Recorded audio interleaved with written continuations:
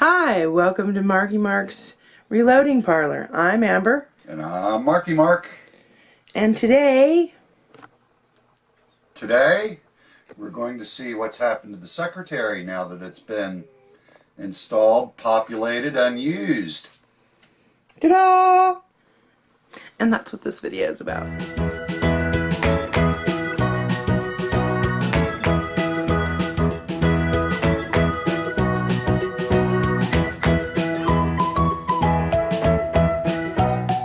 So, let's open it up and have a peek. Well, we've got some little supports that slide out for our work surface on either side.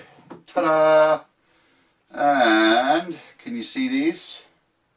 These rails are for all the presses and accoutrements. That way we can hide it when it's not in sight, because I was mandated to make it beautiful. And for some reason, some people don't think reloading presses are beautiful. I know, crazy. So we've got a variety of presses and trimmers and all like that. So there you go. It takes a minute to put whatever you want down. So that's the press attached to our work surface. Ta-da, ta-da! And of course, the turret's not set up. I got to do a new caliber, but I have them all set up for a few calibers. So this particular press, you can just very easily put in the caliber that once you set it up, you want to work with. There we go. And there you go. But again, I've got to set up a new caliber, so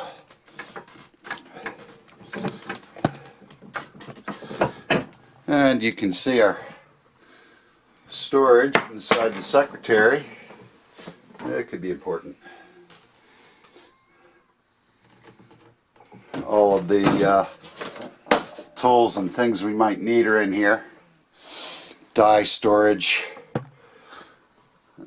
scales, trimmers, everything. So the work surface is plenty big enough for not only reloading, but you could do repairs or whatever you want to do with anything up to and including rifles. So it's a generous work area. And of course down below, which we're not going to be able to show you because it's kind of dark down there, the lighting's horrendous in here. There's some shelves underneath that hold the lead, all the heavy stuff, which of course you don't want up top. So everything's working out nicely. There are a couple of tweaks yet to be done. I haven't figured out where to attach my vise and drop tube for black powder. But other than that, it's worked out nicely so far. So when you're all done reloading, you just reverse the process, undo your wing nuts,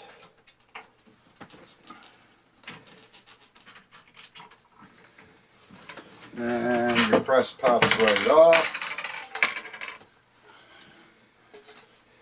It'll get stored out of sight, out of mind. And slide your bolts off, and I've got a little tray here that holds them.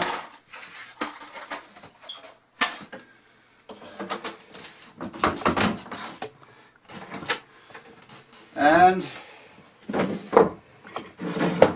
you're back to beautiful as mandated. So some of the details we've done, of course this is classic mission style. One of my favorite styles. You got your pyramid decorations which match the handles that are all over the front for the drawers and doors and pulls and such. These actually hide the screws that hold up the work surface. Other than the hinges, it's the only metal in the secretary.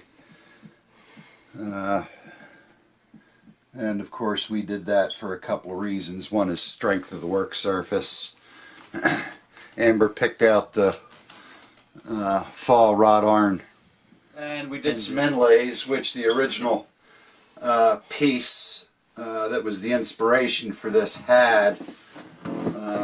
Not too much other than the general shape, even if that resembles the initial inspiration.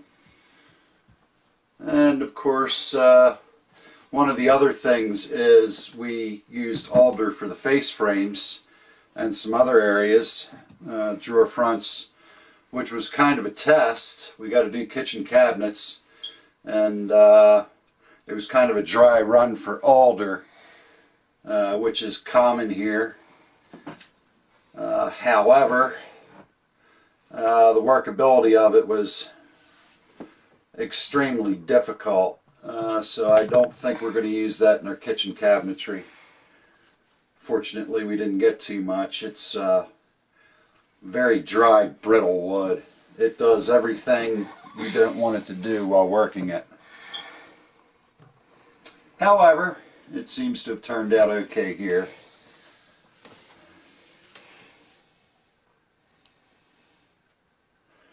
And of course, it's got drawers on either side,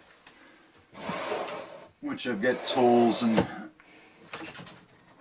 other parts stored in, some manuals and whatnot. Again, there's a shelf down there for added storage. So the inlays are made out of hickory, walnut, I'm sorry. The actual work surface is hickory, which was very nice to work with.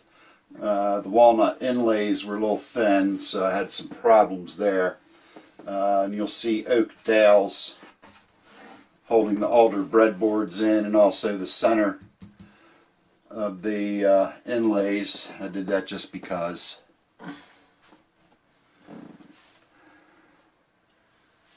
And we'll see how this alder holds up. So far it's doing quite well. I've got a lack of faith in it after working in it. So we'll see what happens. I may actually have to come back, and if it gives any problems, and replace the breadboards with hickory. Anyhow, of course the stain is our favorite, gunstock. We like gunstock stain and Minwax. So we go through a lot of that. It matches the bathrooms and the trim in the hallway, and I'm sure everything else we are about to do with wood in this house. Yeah, so for a dry run, he hadn't really worked with alder before, and wanted to do something with that to get an idea how the kitchen cabinets might together, because we were thinking about doing the kitchen cabinets in alder, but that has since changed. Yeah, it splits, it warps. It, like I say, it does everything you don't want it to do while working it. And it's soft, so for a kitchen it's not going to be very durable. And something we did learn, that the process when it's dried has a lot to do with how workable the wood is, for especially in particular in alder. Yeah, some woods are like that. That's okay. Well, we hope you like this project, and we appreciate you following along in this build and process. We'd love to hear your opinions, any thoughts, or anything you might want to share. Or order one with no alder.